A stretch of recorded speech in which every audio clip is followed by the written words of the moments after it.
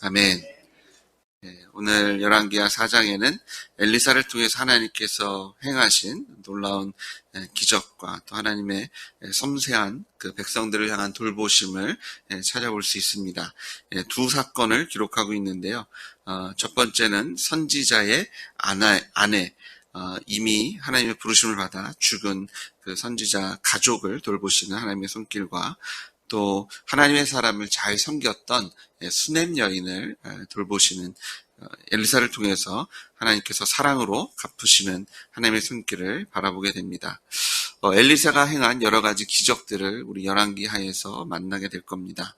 오늘 이런 기적들을 통해서 하나님께서는 멀리 계시지 아니하시고 우리의 일상 속에서 우리의 신음을 들으시며 우리와 함께 하시는 하나님께서 예수님을 이 땅에 보내실 때 우리에게 주신 이름이 임마누엘 하나님이십니다. 우리와 함께 하시는 임마누엘 되시는 하나님을 만나보게 됩니다. 이 사건이 어떤 특별한 사람들의 삶 속에서 일어난 사건이 아니라 하나님의 사람들 안에서 하나님께서 오늘도 우리에게 행하실 그 부활의 주님께서 우리와 함께 동행하실 때 우리 안에 하나님께서 주실 수 있는 능력이며 사랑이며 또 섬세한 손길인 것을 믿으시는 여러분 되시길 주의 이름으로 축복합니다. 우리가 이런 하나님을 누릴 수 있는 이유는 우리가 믿는 하나님은 죽은 하나님이 아니시죠. 금신상도 아니고 어떤 쇠조각으로 만든 것도 아니고 어떤 멋있어 보이고 눈으로 보기에 신령해 보이는 어떤 그런 신이 아니라 지금도 살아서 역사하시는 창조주 하나님, 또 심판주 하나님, 모든 것을 주관하시는 주권자 되시는 줄 믿습니다. 하나님께서 하신 말씀은요 하나도 땅에 떨어지지 않고 다 이루어지는 줄 믿습니다.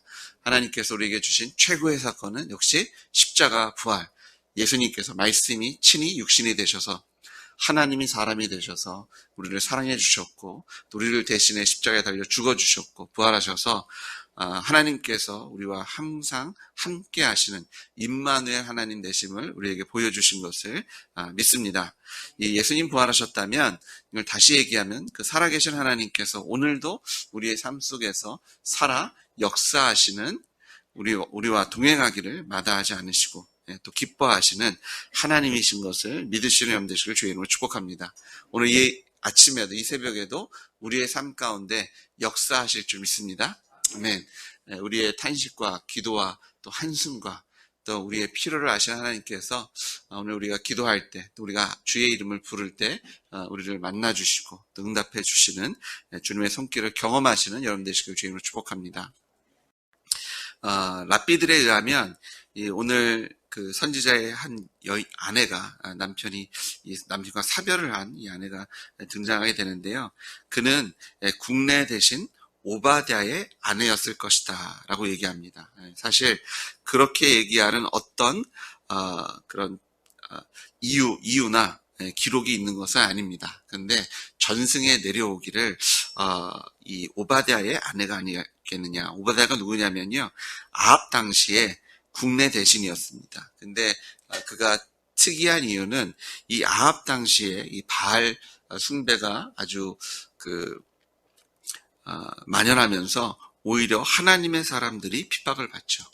그리고 엘리야는 나 하나밖에 안 남았습니다 라고 얘기할 정도로 하나님의 사람들을 찾아보기 어려운 그런 때에 이 아합의 신하임에도 불구하고 핍박당하는 선지자들에게 필요한 양식을 공급한 사람이 오바댜입니다. 그래서 그의 아내가 아니겠느냐라고 바라보고요. 그가 이런 하나님의 사람들을 섬기기 위해서 그 재산을 다 탕진했다라고 알려져 있다고 합니다. 그래서 열왕기상 18장 3절에 보시면 이 오바댜를 어떻게 평가하냐면 아합의 왕국 맡은 자 오바댜를 불렀으니 이 오바댜는 여호와를 지극히 경외하는 자다. 오바댜를 하나님께서 평가하실 때 그는 여호와 하나님을 아주 지극히 그냥 경외하는 것이 아니라 아주 마음과 뜻과 생명을 다해서 경외하는 사람. 그리고 오늘 이 열왕기하 4장 1절에 등장하는 이 여인이 자신의 남편이 하나님을 경외한 사람이라고 고백하는 것을 통해서 이 사람들은 이가 오바댜의 아내일 것이다 라고 얘기합니다. 이 채무자에게 빚을 갚지 못할 때요, 모세율법에 의하면 그것을 갚아야 하니까 자신의 몸으로 떼오게 했습니다. 갚을 능력이 없으면 종살이를 해서 그 집에 들어가서 일을 하게 하고 그 값을 치르게 했죠. 그래서 오늘 이 여인이 나의 두 아들이 종이 되게 생겼습니다 라고 하는 것이 사실 율법적으로 이 채무를 갚아야 하기 때문에 당연히 해야 하는 그런 일들이었고요. 그런데 하나님께 주신 율법에 의하면 신년이 되면 여기서 풀려날 수 있었죠. 그리고 함부로 일을 시키지 못하게 하는 그런 예외 규정을 두고 있는 것을 보게 됩니다. 정말 아무것도 없고요. 빚이 너무 많아서 이제 두 아들이 다른 그런 채무자의 집에 가서 종노릇을 해야 될 그 상황에 이 여인은 하나님께로 나오게 되죠. 엘리사를 찾아가게 되고 하나님의 인도하심을 구하게 합니다. 그때 이 엘리사가 내가 너에게 무엇을 해주기 원하느냐? 네가 지금 가지고 있는 것이 무엇이냐? 그때 여인이 아무것도 없고 나에게 기름 한 그릇. 근데 여기서 그릇이란 단어의 원어의 뜻을 보면 그릇이 아니라 한 번 쓰고 남을 정도의 양을 얘기한다고 합니다. 그러니까 정말 이 여인의 집이 얼마나 가난했냐면 기름 한 그릇이 아니라 한 번 부을 정도의 기름 외에는 아무것도 남지 않은, 견디고 이제는 더 이상 견딜 수 없는 상황 속에서 하나님의 사람에게 찾아와서 하나님의 뜻을 구하고 하나님의 인도하심을 구하고 있는 여인을 찾아보게 됩니다. 엘리사는요, 그 얘기를 듣고 그 여인이 가지고 있는 기름으로부터 시작하죠. 근데 그냥 시작하는 것이 아니라 그 이웃에게 그릇을 빌려오라고 하는데요. 그냥 조금 구하는 것이 아니라 될 수 있는 대로 많이 빌려오라고 얘기합니다. 그래서 그 여인이 아들과 함께 이웃에서 빌릴 수 있는 그릇을 다 빌린 것을 우리가 보게 되죠. 그리고 그 빌린 그릇대로 하나님께서 엘리사를 통해서 그 그릇을 채워주시는 것을 우리가 보게 됩니다. 이것을 통해서 정말 우리의 삶은 믿음대로 되는구나. 여러분의 믿음의 분량은 어느 정도 되십니까? 하나님께서 기름 그릇을 빌리라고 하면 얼마 정도 빌리시겠어요? 그냥 주변 몇몇 사람들에게 빌리시겠습니까? 아니면 아는 모든 사람을 동원해서 그 집에 있는 모든 기름 그릇을 다 빌려오시겠습니까? 사실 하나님께서 구약 성경을 통해서 우리에게 주시는 하나님께서 역사하시는 것들을 보면 이렇게 역사하시나? 좀 미리 알려주시면 좀 할 텐데 이거 전혀 그냥 말도 안 되는 명령하셔서 하라고 하셔서 이걸 하기도 그렇고 안 하기도 그렇고 그냥 어느 정도 하자 이렇게 했는데 막상 그걸 통해서 일하시잖아요. 어제는 다 마른 강바닥에 골짜기에 개천을 파라고 물구덩이를 파라고 하시고 얼마 몇 개를 파야 될까요? 사실 그때도 파는 만큼 웅덩이를 만드는 만큼 거기에 물을 채워주셨을 거고요. 그 물이 채워지는 만큼 이 모압 사람들이 봤을 때 거기에 피로 가득 찬 것으로 착각하게 돼서 또 그 전쟁에서 승리하는 것이 그만큼 쉬워졌을 텐데 하나님께서 이런저런 설명 안 하시고 또 눈에 보이는 것도 아무것도 없는 상황 속에서 그냥 개천 구덩이를 파면 하나님께서 물을 주실 것이다. 물을 주실 뿐만 아니라 승리하게 하실 것이다. 이 여인에게도요, 하나님께서 이렇게 저렇게 해서 너를 도우실 것이다. 이것이 아니라 기름밖에 없다고 그럼 기름 그릇을 다 가져와라. 어쩌면 이 기름을 채워주시려나 이런 생각을 할 수는 있겠지만 상세히 설명하지 않으십니다. 하지만 순종을 요구하시죠. 눈에 보이지 않더라도 우리가 상상할 수 있는, 생각할 수 있는 것에 한계가 있다고 할지라도 주님께서 명령하시면 그 믿음대로, 눈에 보이는 대로가 아니라 믿음대로입니다. 이해할 수 있는 대로가 아니라 믿음대로입니다. 말씀대로입니다. 하나님께서 말씀하시는 대로 순종의 자리에 있으셔서 우리가 하나님의 복을 누리시는데 조금 누리시는 것이 아니라 풍성히 누리시는 여러분들 주님으로 축복합니다. 여러분이 어떻게 하면 풍성히 누릴 수 있어요? 믿음대로. 여러분이 그릇을 많이 준비하는 대로 하나님께서 채워주실 겁니다. 여러분이 준비하는 대로 하나님께서 그것을 통해서 역사하실 줄 믿습니다. 빌려온 그릇만큼 하나님께서는 그 기름을 채워주셨습니다. 믿음대로 역사하시는 하나님을 바라보게 되고요. 이 여인이 이 그릇이 채워진 것을 보고 7절에 보시면 이제 하나님의 사람에게 묻습니다. 나아가서 말합니다. 이게 기름이 채워졌는데 이제 이거 어떻게 합니까? 그녀는 이것이 하나님께로부터 왔음을 인지하고 그 사용처까지도 하나님께 여쭙습니다. 아, 이제 기름이 채워졌으니 이제 내가 먹고 살겠구나. 그것이 아니라 그녀는 끝까지 하나님께 나아가서 이제 하나님께서 이 그릇을 채워주셨는데 이거 어떻게 하겠습니까? 그랬더니 하나님께서 기름을 팔아 빛을 갖고 남은 것으로 너와 내 두 아들이 생활하라 하였더라라고 정확하게 그 하나님께서 부어주신 기름을 사용할 용처를 말씀해주고 계신 것을 우리가 바라보게 됩니다. 우리가 기도할 때 응답이 되면 그것으로 끝이죠. 근데 하나님께서 응답하실 때 끝까지 기도의 자리를 지키시는 여러분 되시고 주의로 축복합니다. 끝까지 물으십시오. 이제 하나님께 주셨는데 내가 이제 바라는 거 받았으니 됐습니다. 이것이 아니라 내가 이것을 어떻게 사용할까요? 당연히 먹고 사는데 사용하는 건 맞는데 이것을 주님의 뜻대로 사용하기 원합니다. 끝까지 순종의 자리를 지키시는 여러분 되시고 주의로 축복합니다. 저희가 은혜 받으면 거기에 취할 때가 있더라고요. 이것으로 됐다. 마치 베드로가 변화산 사건을 통해서 여기가 좋사오니 우리 그냥 여기 살지요. 근데 하나님 뭐라고 말씀하십니까? 이는 나의 사랑하는 아들이니 순종해라. 그가 말하는 대로 순종하고 따르라. 주님 뭐라고 말씀하세요? 나아가시잖아요. 하나님께서 우리가 기도할 때 응답하시죠. 주님께 우리에게 주시는 은혜가 정말 감사하다, 풍성하다, 이거면 족하지 않을까. 근데 그것이 끝이 아니라 시작인 줄 믿습니다. 끝까지 주님께 나아가셔서 하나님의 음성을 들으시고 순종의 자리, 믿음의 자리를 지키시는 여러분들을 주님으로 축복합니다. 자, 이 여인, 사별한 여인도 그 남편이 하나님을 참 잘 섬겼던 그런 가족입니다. 그래서 하나님께서 믿음의 사람들, 하나님의 사람을 사랑해 주시고 또 책임져 주시고 하나님께 돌보시는 하나님의 섬세한 손길을 보게 되고요. 이제 두 번째 사람은 이 여인이 하나님의 사람을 참 잘 섬겼던, 하나님을 섬겼던 한 여인을 얘기하는데요. 이 8절에 보시면 이 수넴 여인이라고 얘기하고 그 여인을 귀한 여인이다 라고 얘기합니다. 이 원어적인 뜻을 보시면 여러 가지 해석할 수 있지만 아마 이 여인이 부유했던 것 같아요. 그래서 부유한 여인이었다라고 우리가 해석할 수도 있는 그런 여인입니다. 하나님께서 그녀에게 그 가정에 부어주신 축복이 있었습니다.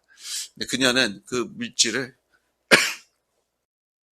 자기를 위해서 사용하는 것이 아니라 하나님의 나라와 하나님의 뜻을 위해서 사용하는 것을 우리가 바라보게 되죠. 하나님의 사람이 그 지역을 지나가게 됩니다. 아마 엘리사는 그 갈멜산에서 수넴을 지나서 이제 갈릴리 쪽으로 계속해서 여행을 순회하면서 그 하나님께서 맡기신 사명을 감당하지 않았나 생각됩니다. 그래서 이 지역을 계속해서 이렇게 돌아다녔던, 그래서 갈멜산에서 있다가 또 수넴을 지나서 갈릴리로 갔다가 그리고 하나님께서 맡기신 그런 사명들을 감당하면서 순회하고 그런 사역 속에서 이제 수넴을 자주 방문하게 되고요. 이 여인이 이 엘리사가 9절에 보니까 이 사람은 하나님의 거룩한 사람인 줄을 내가 아노니, 엘리사가 하나님의 사람인 것을 그녀가 알았습니다. 그리고 그녀는 하나님의 사람에게 합당한 대접을 하기를 소망합니다.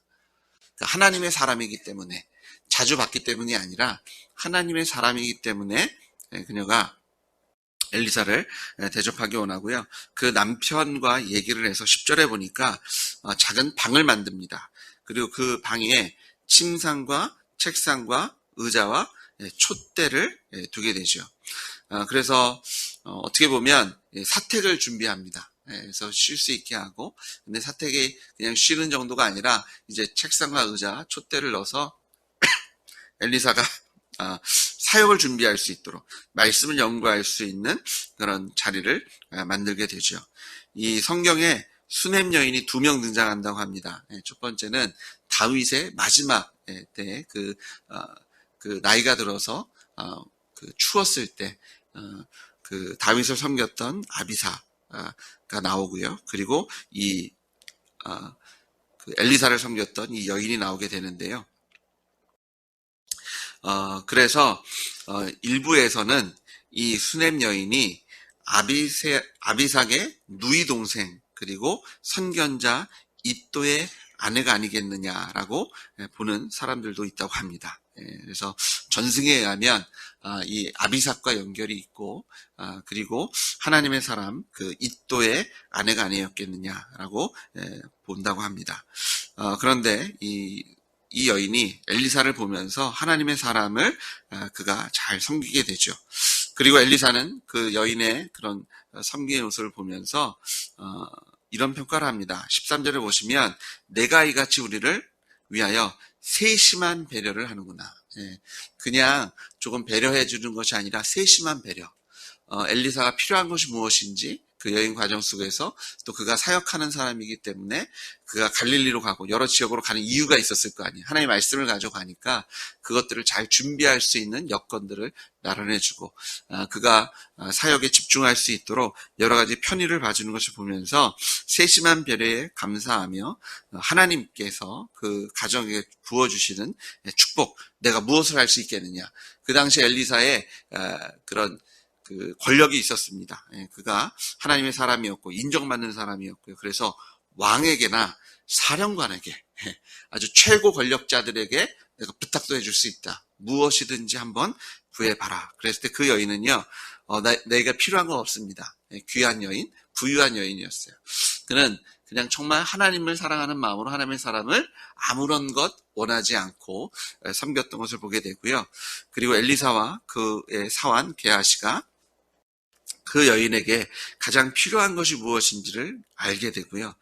약속을 하죠. 네가 한 해가 지나면 아들을 낳으리라. 이 여인이요. 그 16절에 보시면 이 계집종을 당신의 계집종을 속이지 마십시오. 이런 일이 생기겠습니까? 이거는 일어날 수 없는 일입니다. 게하시가 이 여인의 상황을 설명할 때도 보시면 아들은 없고 14절에 보시면 남편은 늙었나이다. 아이를 낳을 수 없는 상황입니다. 기대할 수 없는 상황입니다. 이런 얘기를 들었을 때 감사합니다. 우리가 기다리고 있었습니다. 좋습니다. 라고 얘기할 수 있는데 굳이 이런 믿음의 여인이 내가 이런 것 생각할 수도 없고 저 놀리지 마십시오 라고 얘기할 정도면 불가능한 상황이죠. 하나님께서는요, 불가능을 가능하게 하시는 십자가를 부활로 채워주시는 능력의 하나님이신 줄 믿습니다. 하나님께서는요, 엘리사를 통해서 약속하신 대로 이 여인에게 아들을 주시는 것을 우리가 바라보게 됩니다. 오늘 이 두 가지 사건을 통해서 하나님께서 믿음의 사람, 특별히 하나님의 사람을 잘 섬겼던 그리고 하나님의 나라를 위해서 수고했던 손길들을 하나도 버리지 않으시고 끝까지 책임지시는 하나님이신 것을 우리가 바라보게 됩니다. 임마누엘의 하나님을 찬양합니다. 우리가 믿는 하나님은 멀리 계신 하나님이 아니라 우리의 탄식과 우리가 처한 상황을 그냥 눈 질끈 감고 못 본 척 하시는 하나님이 아니라 세심하게 배려해 주시는, 우리가 하나님을 세심하게 배려하면 하나님은 더 세심하게 우리의 필요와 우리의 삶 속에서 역사하시는 살아계시는 부활의 하나님이신 것을 믿습니다. 우리가 이런 하나님이 아니라면 새벽 예배 나올 필요가 없잖아요. 기도할 필요가 없죠. 말씀 붙잡고 우리가 그렇게 씨름할 필요도 없잖아요. 근데 우리가 믿는 하나님은 부활의 하나님, 임마누엘의 하나님, 우리를 사랑하셔서 우리의 기도에 응답하시며 우리가 차마 구하지도 못하는 그런 답답한 속에서 무엇을 구할지도 모르는 그 상황 속에서도 우리의 탄식과 한숨에도 역사하시는 하나님이신 줄 믿습니다. 주님이 아십니다. 주님이 여러분의 수고를 아시고 여러분의 필요를 아시고 그 주님이 여러분을 사랑하시는데요. 끝까지 사랑하시는 줄 믿습니다. 오늘 하나님의 사람을 통해서 하나님께서 여러분을 만나 주실 거고요. 그 필요를 채우시고 여러분을 위로하시고 세우시고 그냥 거기서 끝나는 것이 아니라 그것을 통해서 하나님의 일을 해나갈 수 있도록 더 큰 힘과 능력으로 우리를 인도해 주실 것을 믿습니다. 기도하시겠습니다. 주님 아버지 감사합니다. 살아계신 주님, 우리의 삶 속에서 역사하시는 주님을 찬양합니다. 아버지 하나님, 우리가 오늘도 믿음으로 나와 주님께서 우리의 상황 속에서, 삶 속에서 역사하실 것을 기대할 수 있는 것은 예수님 부활하셔서 우리가 영원히 함께 하시는 우리의 주권자이시며 우리의 하나님이심을 다시 한번 고백하고 고백하오니, 살아계신 주님, 우리의 삶 속에 역사하셔서 우리의 신음을 들으시고 우리의 상황을 주님께서 승리로 채워주실 때 우리에게 하나님께 드릴 감사와 찬양이 흘러넘치게 하여 주시옵소서. 오늘 이 아침에도 주님, 우리 안에 두려움이 있고 걱정이 있고 근심이 있고 탄식이 있음을 아시오니, 아버지 하나님, 우리의 탄식에도 주님께서 응답하실 줄 믿사오며, 아버지 하나님, 눈에 보이기 때문이 아니라 주님께서 말씀하셨고 우리가 믿는 하나님은 살아계신 참 하나님이시기 때문에 믿음으로 살겠습니다.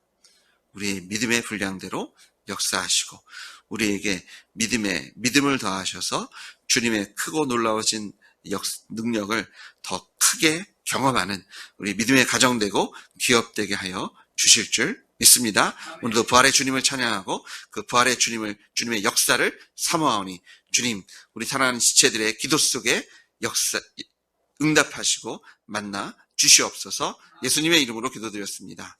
아멘.